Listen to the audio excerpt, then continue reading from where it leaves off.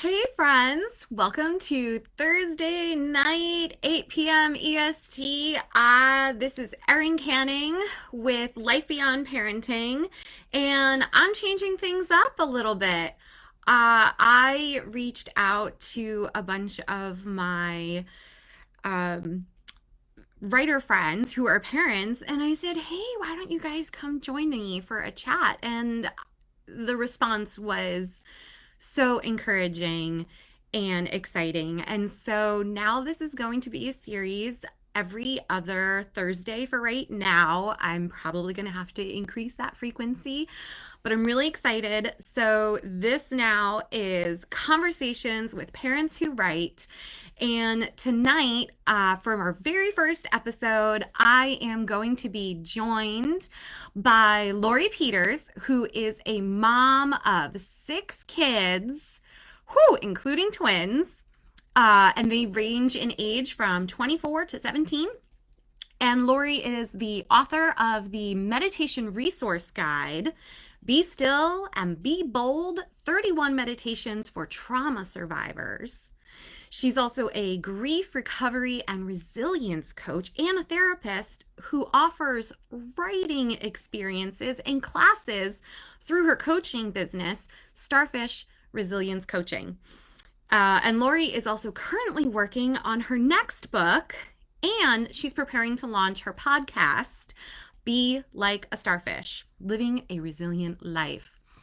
So, as I said, this is our very first episode, and thank you for bearing with us as I figure out how all of this works. Okay, so Lori is amazing, and she said we can do it via chat, which we will. Well, Lori, I love the fact that you are just willing to go with this. That you're very kind. I appreciate it. Everybody has the link to your page where they can see you. Well, I know that Lori lives in Pennsylvania, USA. I'm originally from New Jersey, so not that far away from you. Can you tell me, while I'm still trying to figure this out, can you tell me, what do you enjoy about writing? What is it where do you feel that pull to come from? And she says, I'm used to tech issues, so no problem. Thank you. Lori says, writing allows me to express things I normally can't, plus it comes easily to me. I believe it's part of what I was meant to do in this world.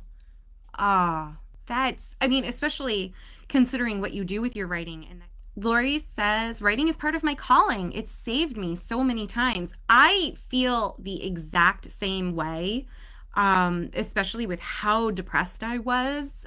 Summer of last year, I was extremely depressed, and I couldn't figure out why, because I had everything that I wanted in life, in terms of an amazing husband and kids that we wanted. Like, we chose this. And Lori, I'm glad to be the guinea pig for the next guest. Thank you so much. You're amazing. So, okay, Lori, my next question for you, as I'm tabbing between my tabs, is what type of writing do you enjoy? And has that changed over the years? Like, when did you first start writing? And then what are you into these days, and how has that changed? Lori first started writing in elementary school. My mom said when I was about 3, I told her I was going to be an author. Oh, I love that. I write nonfiction now and some poetry. Prior to that, I wrote fiction. So, Lori, I find that extremely fascinating, because I also started writing as a little kid, and all my teachers said, oh, you're going to be a writer. You're going to be a writer, because I also talk a lot. Emily, I love you. I do. I talk a lot, if y'all haven't noticed this yet. And I started off with fiction and poetry. And then when I really never tackled nonfiction until, like I said, I was really depressed last summer, and it was nonfiction that pulled me out of that, because I was writing more to reconnect with myself versus, I still love fiction, and I do think that it does help me connect with myself in different ways. But I told my mom I was going to be an Olympic gymnast. Emily, I love you. Thank you. Yes. Okay. So, yes, same reaction. Okay, I'm going to go to my next question. I do the sound effects in between, so I apologize. what are some of the hardest roadblocks you've overcome with your writing? And I mean that the duration of your writing time. Oh, look, I got another comment in. While I'm waiting for Lori to respond to that question, Megan joined us and she said that writing allows me to experience and express a part of myself that I almost don't acknowledge without it. Oh, it also allows me to connect thoughts in my mind that in the beginning I thought were separate things. I find this when I write personal things or poetry or find stories in tiny or beautiful things about life, which show me a piece about myself when I read it through again. It's the beautiful things that I want to share with the world to spread a little more goodness, Megan. But yes, and I really love where you said about connecting things that you thought were separate, because it's the same thing that happens even if I'm journaling or if I'm doing a personal essay and I start writing, and then all these other little things will pop in and I'll be like, oh my gosh, I didn't realize how connected they were. So again, to recap, my question to Lori was about what were some of the hardest roadblocks you've overcome with your writing? And Lori said, in the early days when my kids were young, finding time and space was a challenge. Yeah. Now I have the space, but not necessarily the time, because I'm also a caregiver, a coach, and a therapist. I'm trying to change that though. Kudos to you for recognizing like what your challenges are now and then trying to make a plan to figure that out, because that's what my life coach is working with me for the last 6 months.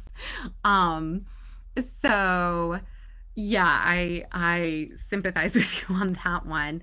And like I was telling Lori, 3 minutes before I go live every night, my 6-year-old runs down here and requires a hug goodnight, which I adore. But sure enough, when Lori's like, I'm on standby, and I'm like, yep, my kid's here for his goodnight hug. I love it. Lori, are you stuck on anything at the moment? Just out of curiosity. If you can say no. I'm good. It's hard. Yeah, it really is. You know, it's also really hard figuring out how to get you on my live video so people could actually see and hear you. That's also really hard, and it shouldn't be. Ooh, she says, I'm trying to discern whether to write a memoir or novel after I finish my next 2 books. I love that you're thinking about your next 2 books. And meanwhile, you're like, but after that, am I going to be doing a memoir or a novel? Like, I love that you were just thinking so many books ahead, whereas I'm still like, okay, I need to get back to writing my first book that I put on hold in the middle because I finished I finished getting my master's in writing, and I was giving my thesis reading, and I was like 6 months pregnant. And I stood at the podium and I remembered thinking, oh, I'm not going to stop writing when this baby comes. I'm like 1/3 of the way through this novel. I'll finish it. I'll have plenty of time. That's not what happened at all. So kudos to you. You've got, yes, you're like, after I finish my next 2 books, and then after that. But I also love how you're moving around to like a memoir, like the thought of trying something new. Is there something in particular that would hold you back from doing a memoir instead of a novel? I'm curious. Laura, about the memoir, she says, not sure whether I want to open up some of the wounds that kind of project would require. I've heard a lot of other people say the exact same thing. I have other friends who are very interested in writing memoirs, and there's that hesitation about opening up those wounds. And yet, look at what you do for a living. You help people. You're a resilience coach. And so, do you think you want to add anything to that, or do you want me to move on to something else? But just, for real, ouch, ouch. Thank you, Emily. You know what? I'm gonna give Lori a minute to see if she wants to respond to that, and I think I'm gonna respond to that. A lot of my essays that I've been putting up on my website address the wounds that I have. But I really only write about the ones that I have processed mostly through. I have other trauma and that I haven't tackled yet, but mostly because I fear the backlash of sharing those stories. So that's what holds me back at the moment on that. I love Lori's response. Well, I'm human too. Yes, absolutely, we are. We're all human and we're just trying to figure out this thing called life and this thing called parenting and this thing called writing. Lori, do you feel that writing has helped you to be a better parent? And so she responded, I think it's the other way around. Parenting has helped me be a better writer because I'm drawing on all the experiences that come with parenting. Plus, with the time challenges, I found my writing has become more concise. I get to the core of what I want to say much faster. Kudos to you. That's amazing that it's become more concise. I think the only thing that has helped my writing become more concise over the years is because I have a background in editing. I edited novels and magazines for like 14 years, and that when I can look at other people's work and then I could be like, ooh, I see a hole here, and then I can ask questions like, what were you thinking here? Can you help fill in the gaps for me? And so that helps me. That helped taught me to recognize those holes in my own writing earlier. I mean, of course, they're still there. That's why we have better readers and everybody. But and then Lori says, I see what you're saying, but with writing, so much gets unearthed as you're in the process, and I'm not quite ready for that. Yes, there is a lot that gets unearthed in the process. And for me, that's because I my nonfiction is creative nonfiction, so I really like to dig deep into those kinds of. Oh, I have an editing background too. She used to be a journalist. Hey, Lori! Oh man, I wish you were live with me. I mean, you are live with me right now, but that's so cool. Yay, editors! I love the Oxford comma. Um, Again, that depends if you're Chicago or AP. Um, so I use Chicago, so hence I love the Oxford comma. Um, Being a journalist, I would imagine you use AP, so we could be debating the Oxford comma here. But I've worn a lot of hats. Yeah, yeah. Go you, go you. Um, okay, yeah. So like I was saying, yeah, with creative nonfiction, I really dig deep into my. Not to say that not creative nonfiction. Bear with me with the double negatives there. Doesn't dig deep, but I just know that I yeah, putting yourself back in those situations that they are challenging. Um, okay, next question. Let me see. We are getting close to the half hour mark. Oh, see, look, yep, I prefer AP style. Yes, APA style. Oh, AP to APA style. Gotcha. Okay. So yes, I know that they don't really use the Oxford commas. Okay. Um, how have you tried to nurture a love of reading and writing for your kids? For me, I I see, like I always fear when I'm sharing, like I'm not trying to call my mom out here. I distinctly remember as a kid I had a My Little Pony book, and I remember walking toward the kitchen and my mother was washing dishes, and I asked her to please read me the book, and she just turned around completely exhausted from working all day and cooking and cleaning up, and she just looked at me and she was like, oh, not now. And I was so crushed, utterly crushed. um I seem to recall sometime later, days later. I mean, I was a kid, so maybe it was like a couple minutes later, but no. Her eventually reading the book with me and how happy I was. But I just wanted that moment of connection with a book with my mom. And being an editor and a writer, and if you watched my recent random facts about me post where I mentioned that my Barbie playing was completely epic with world building and sagas, and I'd feed lines to my friends. So, given my background that I have loved stories since I was little, I my husband and I aim to read to our kids about 3 books every night. Um, and my 6-year-old is hesitant to read by himself. Like he can, and he doesn't want to acknowledge it.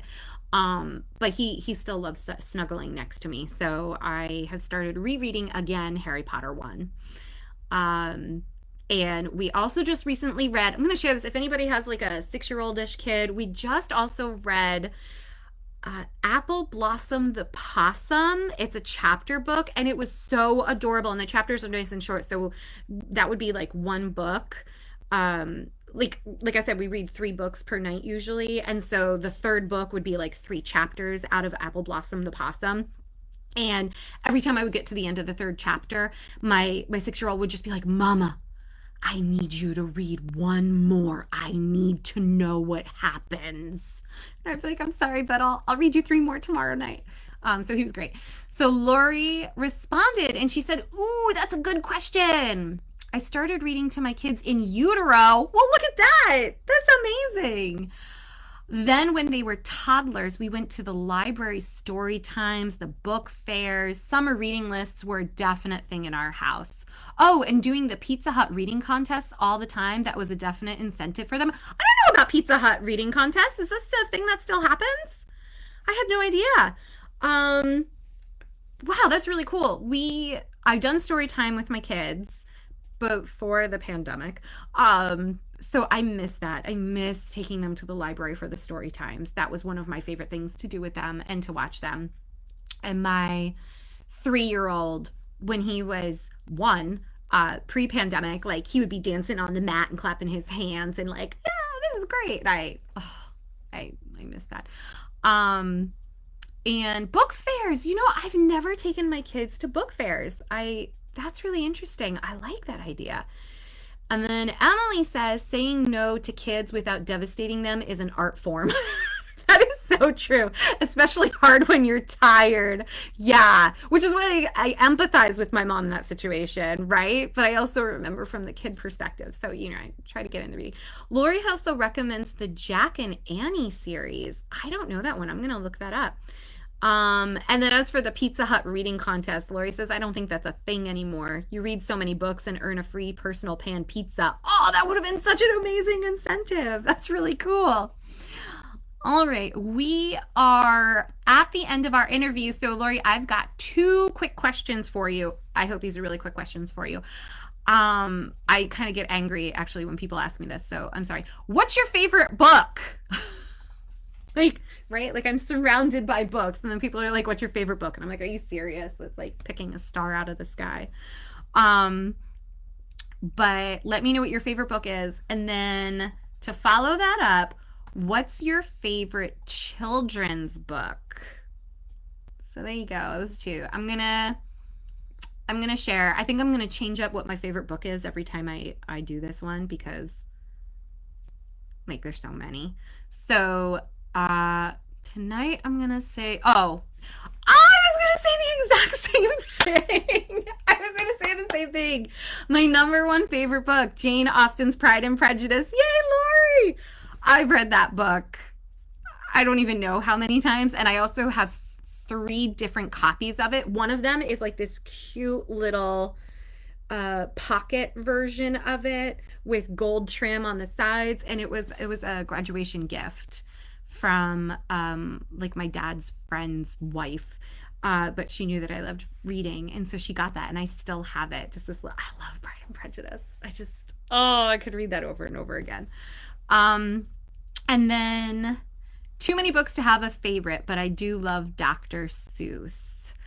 My kids enjoy those books as well. I'm trying to think, what would be my favorite kids book? Yeah, there really are too many. I'm gonna go for Little Little. When my kids were under 1, honestly, even when they were under 2, they absolutely loved Hoot, Hoot. It's a board book, but it is so colorful, and it teaches counting and just the rhythm and the words, and like they absolutely, and then it has like the holes in it, so every time you flip the page, like they can shove their little fingers underneath and be like, look, I can see through the book. So they adore Hoot. I still have it, actually. I'm probably going to keep that one forever. And Lori says that she also likes Shel Silverstein. You know, my boys got into Shel Silverstein. We did Julie Bogart's Poetry Tea Time last summer, or last school year, because we opted for homeschool kindergarten. And yeah, I included Poetry Tea Time on Thursdays, and I read them a lot of Shel Silverstein, and they loved those. Especially, this was not Shel Silverstein, but they really loved the poem that had to do with a choo-choo train coming. And I'm gonna read it next time. If I maybe am I not allowed? Okay, well anyway, it's a poem about a choo-choo train coming, and it like rolls over the peanuts, and then at the end you get peanut butter. My kids laughed hysterically. They were like, it turned into peanut butter. Okay. Anyway, that's it for tonight, folks. Thank you for joining us for episode number 1. Thank you for bearing with me. Hopefully next time I'll have another person sharing the screen with me side by side. You may see some random live test videos for me to try to figure this out next time. Desktop versus iPhone, man. It was so much easier on the iPhone. I don't know why. Lori, thank you so much for joining us. You were amazing. Thank you for having me. Thank you for being my first test subject and for dealing with the fact that people didn't get to see you, but your answers were awesome, and I've got another Pride and Prejudice sister out there. So thank you again. Everybody, I wish you a good night, and join us 2 weeks from now for our episode 2 of Conversations with Parents Who Write. And I'm really hoping that I'll figure out what I couldn't figure out this time around. Okay, good night, everyone. Thank you.